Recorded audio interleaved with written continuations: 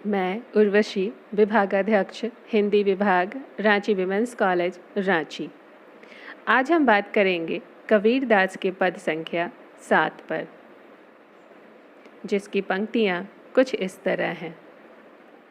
साधो ब्रह्म अलख लखाया, जब आप दर्शाया। बीज मध्य ज्यों वृक्षा दर्शे, वृक्षा मध्य छाया। ज्यों नभ मध्य सुन्न देखिए, सुन्न अनंत अकारा। निह अक्षर ते अक्षर जैसे, अक्षर छर विस्तारा। ज्यों रवि मध्य किरण देखिए, किरण मध्य प्रकाशा। परमात्म में जीव ब्रह्म इमि, जीव मध्य तिमि श्वासा। श्वासा मध्य शब्द देखिए, शब्द अर्थ शब्द के माही। ब्रह्म ते जीव, जीवते मनियो, न्यारा मिला सदाही। आप ही वृक्ष बीज अंकुरा, आप फूल फल छाया। आप ही सूर किरण प्रकाशा, आप ब्रह्म जीव माया। अनंताकार सुन्न नभ आपै, श्वास शब्द अर्थाया।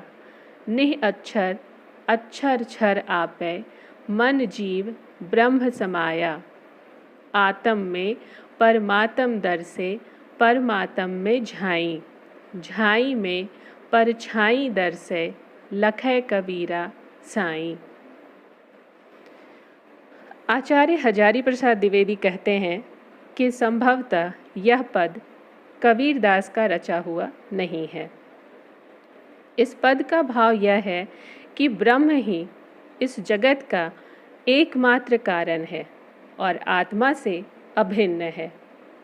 बीज का ही परिणत रूप वृक्ष है और वृक्ष को छोड़कर छाया नहीं रह सकती।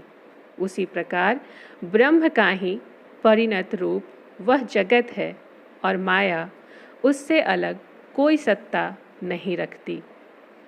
अलख का अर्थ है इंद्रियों से अतीत, यानी जिसे आंखें नहीं देख सकती। यहाँ शून्य से अर्थ है शून्य, मतलब आकाश। जिस प्रकार समस्त आकाश महाकाश में ही वर्तमान है, उसी प्रकार जो कुछ भी अनंत प्रकार की वस्तुएं दिख रही हैं, वह सभी ब्रह्म का ही अंग हैं। अक्षर का अर्थ है जीवात्मा। वेदांत मत में अविद्या में चेतना का आभास पड़ता है। उस अविद्याक्षण चेतन को कूटस्थ कहते हैं। कूटस्थ और जीव में भेद यह है कि कूटस्थ अविद्या से अविच्छिन्न सिर्फ चेतन मात्र को कहते हैं। जब यह चेतन के आभास और बुद्धि से युक्त होता है तो इसे जीव कहते हैं। सुख दुख की अनुभूति जीव को ही होती है। गीता में भगवान ने कहा है, मैं क्षर और अक्षर से अतीत हूँ। इस पर से पंडित लोग अक्षर कुटस्थ को मानते हैं और क्षर नाशवान जगत को। यहाँ निह अक्षर से इसी क्षर और अक्षर से अतीत का तात्पर्य जान पड़ता है। सूर्य में किरण है और किरण में प्रकाश है, क्योंकि जिस प्रकार किरण और प्रकाश अभिन्न है, उसी प्रकार परमात्मा में जीव है और जीव तथा ब्रह्म अभिन्न है। जीव में प्राण है, प्राण में शब्द है और शब्द में अर्थ है। इसी प्रकार ब्रह्म से लेकर अर्थ सभी न्यारे हैं और आपस में मिले हुए हैं।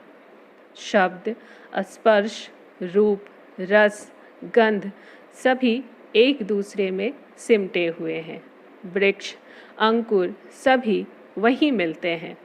आत्म में साई का अर्थ है आत्मा में ही परमात्मा है। परमात्मा में झाई का अर्थ है परमात्मा में, ईश्वर में हम सभी की परछाई है। यहाँ ईश्वर वस्तुतः मायाक्षण चेतन का ही नाम है। आभास में प्रतिबिंब रूप समस्त जगत है। यह कवि साईं यानी ईश्वर स्वामी को देख रहे हैं। इस पद की अत्यधिक वेदांतिक शब्दावली और कबीर के साथ प्रयुक्त साईं शब्द से इसकी प्रामाणिकता में आचार्य हजारी प्रसाद द्विवेदी ने संदेह प्रकट किया है। वैदिक दृष्टा ऋषियों ने भी कहा है, एकम सद विप्रा बहुधा वदंती। उपनिषद में भी कहा गया है, जैसे तिल के दानों में तेल, दूध में मक्खन, सरिता के पात्र में पानी एवं ईंधन की लकड़ी में आग बसती है, वैसे ही आत्मा के भीतर स्व बसता है। उसे जानो, उसे पहचानो और स्वयं को जानो। सत्य और मनोयोग से हमें स्वयं को जानना चाहिए। सूफी कवि जलालुद्दीन रूमी ने अपने मसनवी में एक सच्चे प्रकाश के बारे में लिखा है। वह कहते हैं, दिए अलग अलग हैं पर प्रकाश एक ही है। वह कहीं परे से आता है, अगर तू दीपक की ओर देखता रहे तो तू खो जाएगा, क्योंकि उसी में से संख्या और अनेकता का आभास उभरता है। प्रकाश की ओर दृष्टि लगा और तू मुक्त हो जाएगा। इस ससीम शरीर में निहित दुई से ओ तू अस्तित्व का सार निसार है। मुस्लिम, पारसी, यहूदी का यह सारा भेद सिर्फ दृष्टि भेद है।